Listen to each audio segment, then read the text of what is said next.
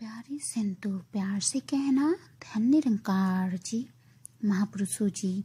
एक इंसान पर्वत की ऊंचाइयों तक जाना चाहता था। वो दुनिया के सबसे ऊंचे पर्वत पर जाकर जीत हासिल करना चाहता था।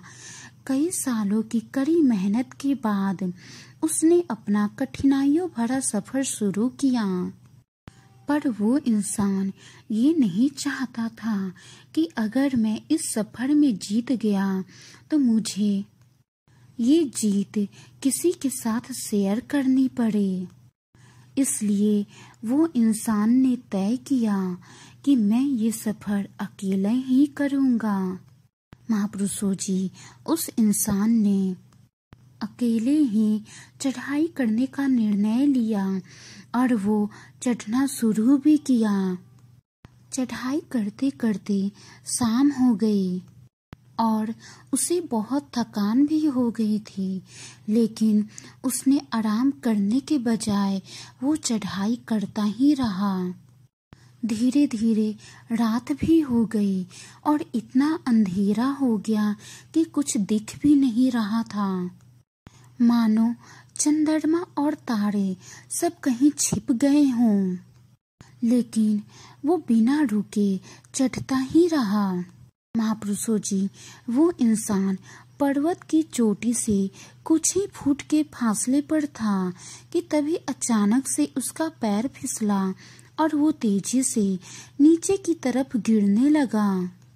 गिरते हुए उसे अपने जीवन के सभी अच्छे और बुरे दिन याद आने लगे। महापुरुषों जी, उस इंसान को अपनी मृत्यु नजदीक लग रही थी।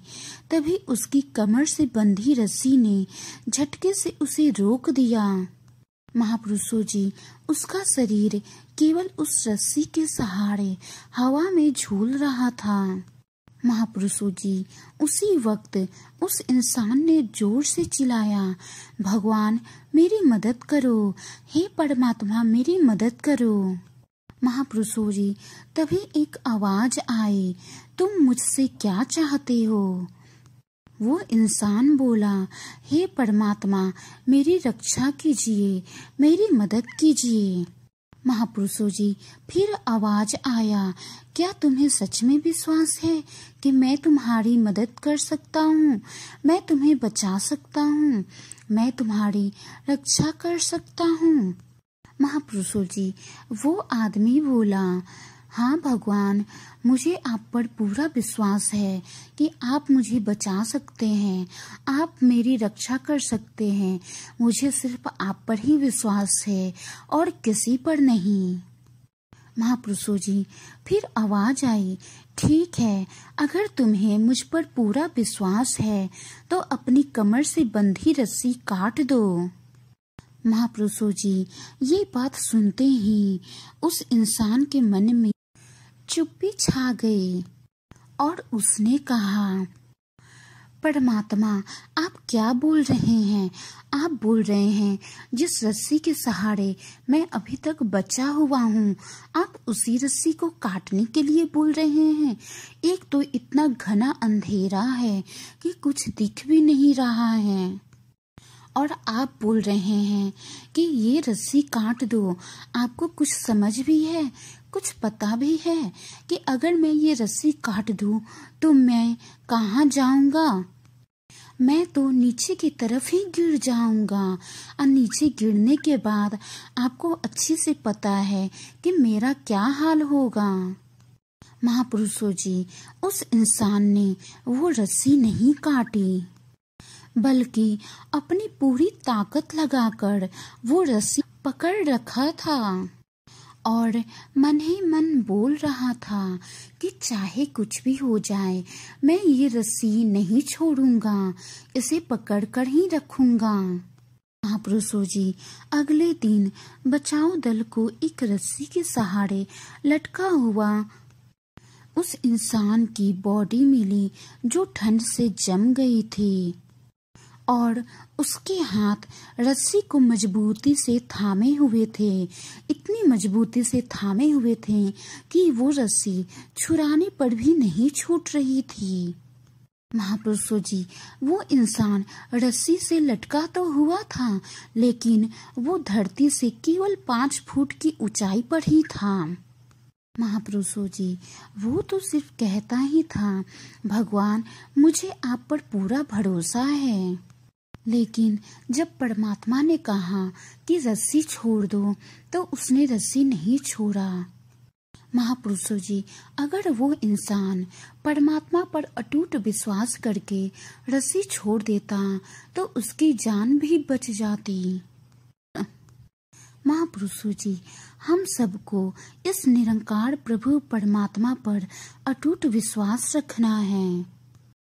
हमें सिर्फ ये बोलना नहीं है कि परमात्मा मुझे आप पर पूरा भरोसा है, बल्कि ये करके दिखाना है। हमें निराकार प्रभु परमात्मा पर निस्वार्थ भाव से, समर्पण भाव से भरोसा करना है, विश्वास करना है, क्योंकि परमात्मा हमारे लिए जो करेंगे वो अच्छा ही करेंगे। महापुरुषों जी, हमारी नज़र उतनी दूर तक नहीं पहुंच पाती जितनी दूर तक परमात्मा देख सकते हैं। इसलिए परमात्मा हमारा अच्छा बुरा भला सब जानते हैं कि हमारे लिए क्या अच्छा है, क्या बुरा है, क्या भला है। महापुरुषों जी, हम अपने विश्वास की डोर को, विश्वास के धागे को परमात्मा के हाथों में थमा देंगे और परमात्मा इस धागे को, इस डोर को हमेशा थामे रहेंगे।